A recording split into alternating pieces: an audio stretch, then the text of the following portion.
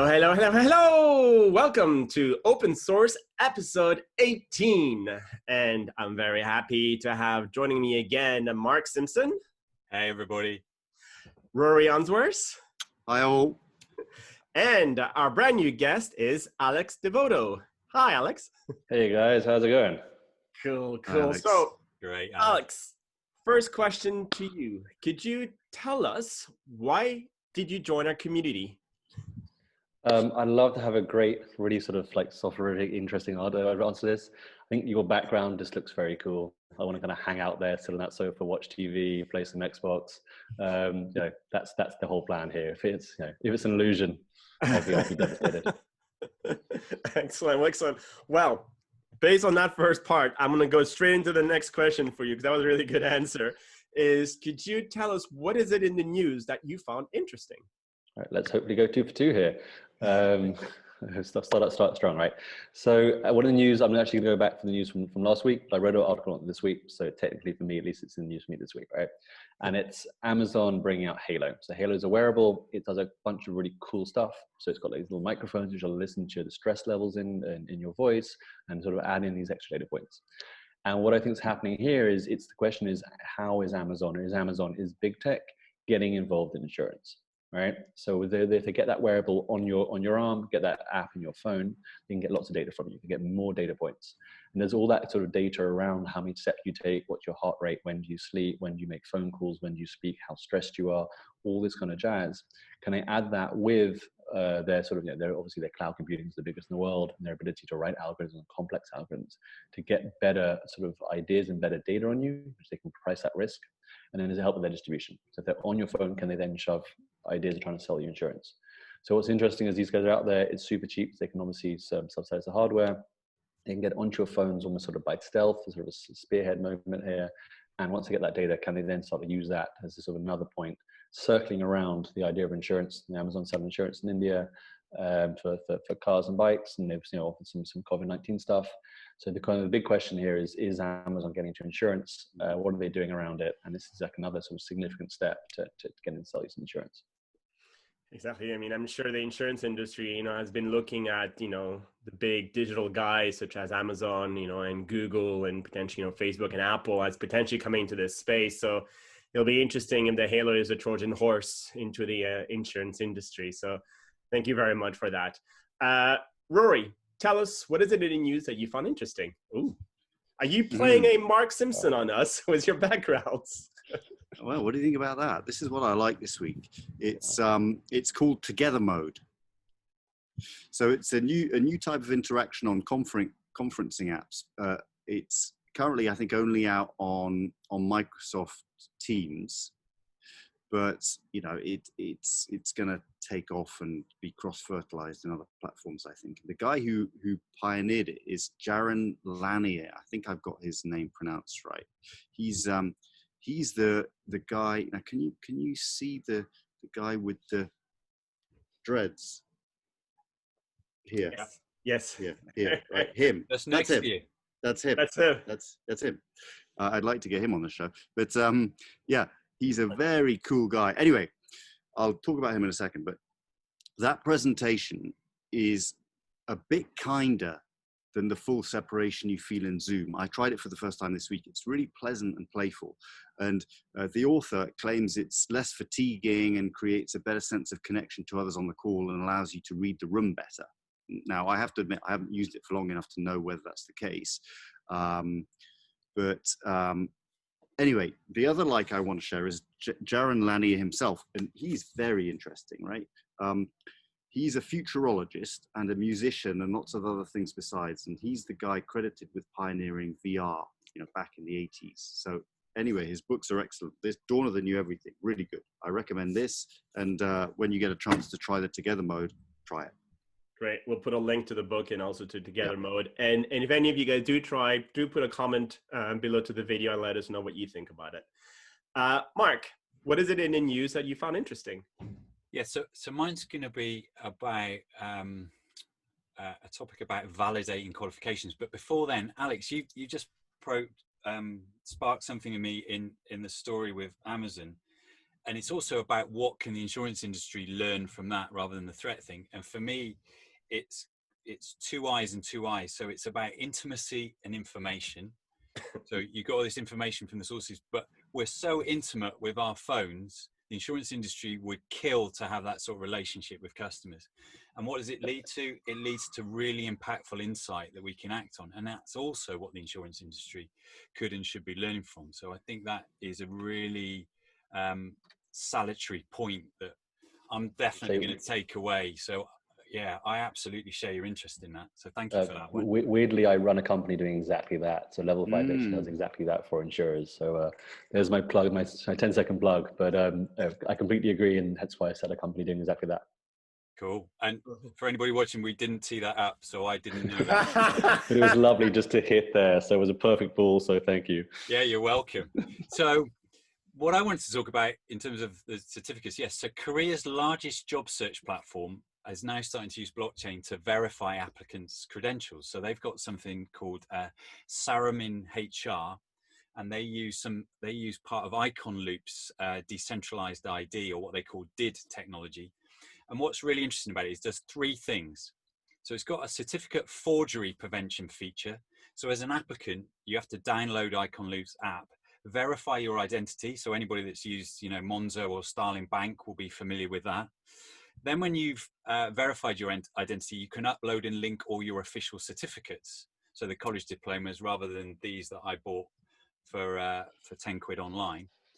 And then the second thing is you can actually have an offline test attendance verification. So it ensures that there's no cheating when you turn up to physical sites. So you're required to use their app again. They've got something called Visit Me.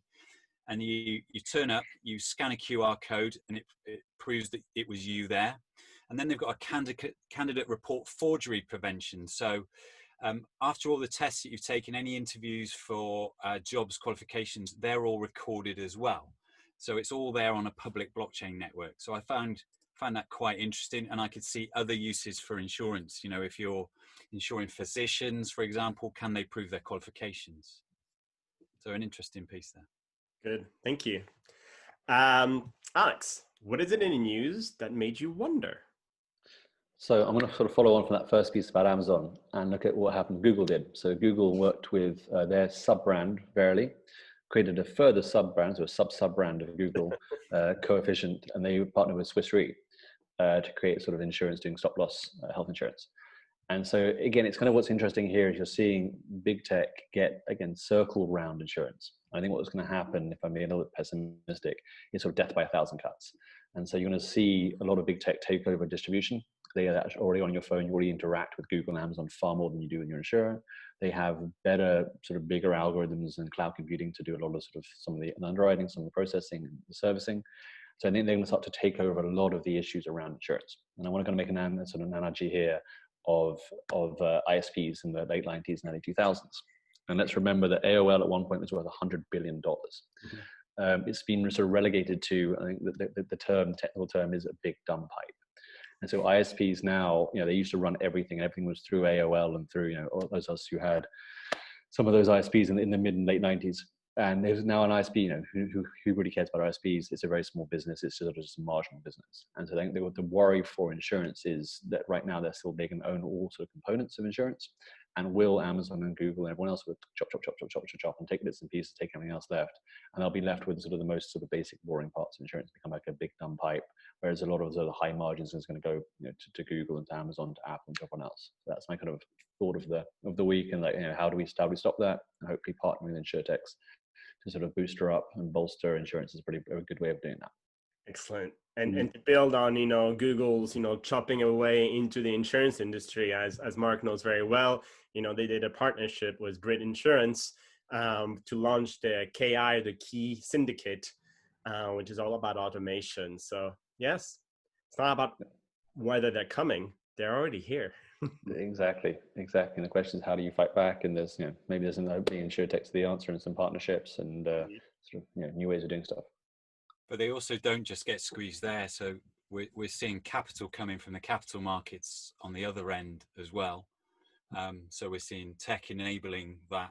So I think it's not just 1,000 cuts that way. It's going to be it's going to be chopped in many directions. It's But a messy piece of paper. it is. But insurance people are still experts on risk. So it's about, I think, if you're a real risk expert, you've got a place. If you're purely capacity, then you really you need to be figuring out how else you compete. And that, I think, brings us nicely into Rory's piece, because could an AI become a risk expert? That's a question. Yeah, sorry, I've decided I'd like to change my wonder. So the one we talked about before. No, because already I'm we're not on public radio here, and Alex mentioned his startup before, and I would like to know more about it. I wonder this week about Alex's startup, and why don't you take Alex 30 seconds or a minute and tell us what you're doing? It's really interesting. You're part of our community, and I'd love to know more. Thank you. I didn't think start giving some serious commissions here. This is good. All up in Insureblocks. So what we do, we have a platform, apps and games, and we help insurers engage their insured. So it's not just once you send them a bill or you send them emails to go straight to their spam.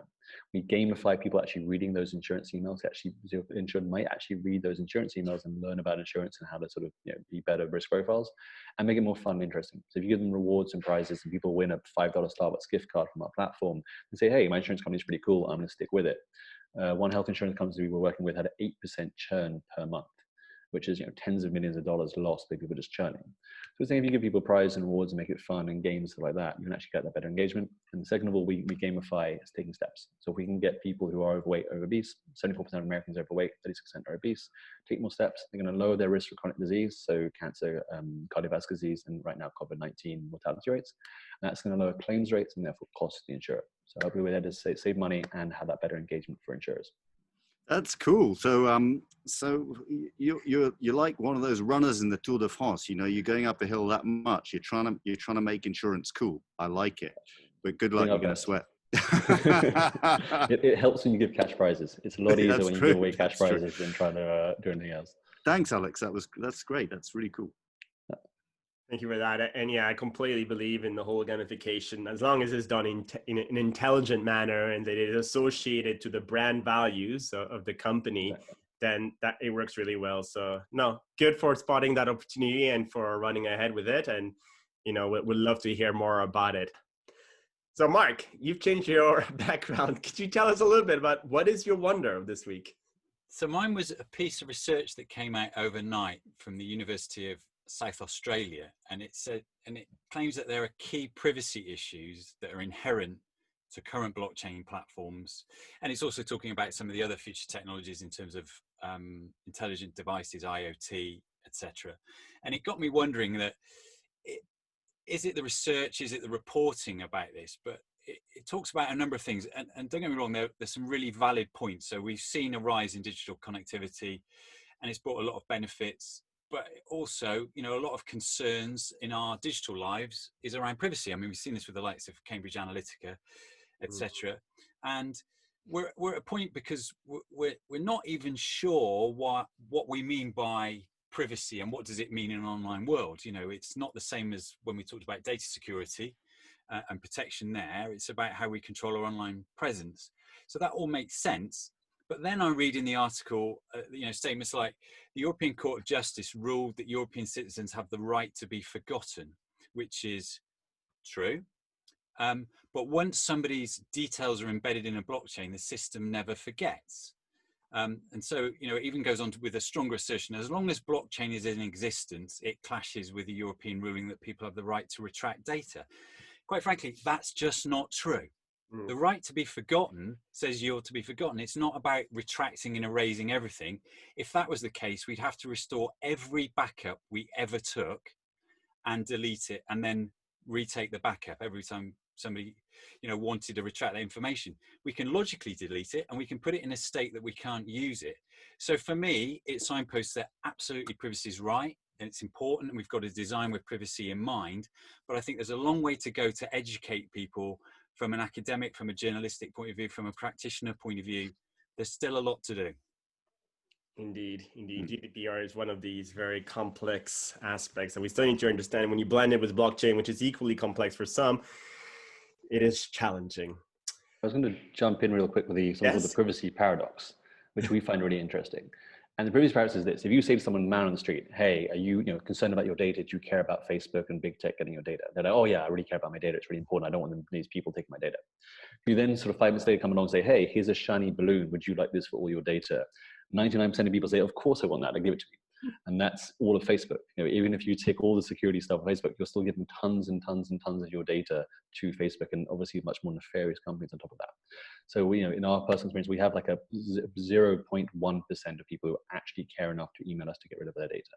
99.9% of people don't care that we have their data and getting all kinds of stuff from their phones. So there's a question, that privacy paradox between what people say and what they actually do, and it's very, very different. Completely agree. And maybe in the hope of also earning a commission, there is an interesting new show that just came out on Netflix called The Social Dilemma that talks about some of these points. So I'll put a link to it. But for now, this has been a great episode. So thank you very much, Alex, for joining us in. So we'd love to have you, our dear listeners and viewers, to join us in our next episode. If you'd like to be part of our show, just send us a message or write a comment below the video. But for now, I'm going to wish you all a wonderful day or evening, and we'll catch with you next week. Bye, everybody. Take care now.